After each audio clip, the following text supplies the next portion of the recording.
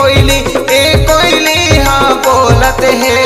मोर मन के मधुबन माँ मैया तोर चेहरा हाँ डोलत है। मोर मन के मधुबन माँ मैया तोर चेहरा हाँ डोलत है।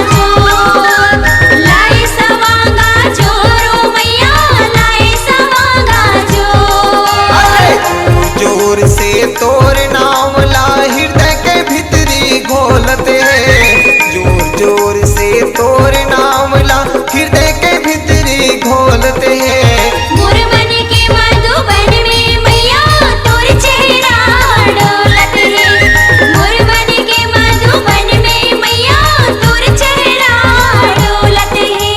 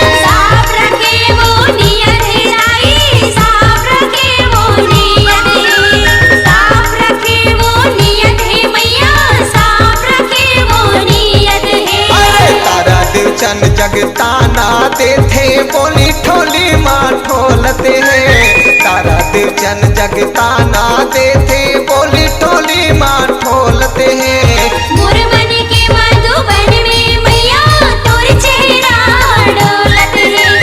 मोर मन के मधुबन में मैया तोर चेहरा डोलत है। कुह के कोयली ये कोयली हाँ बोलते हैं।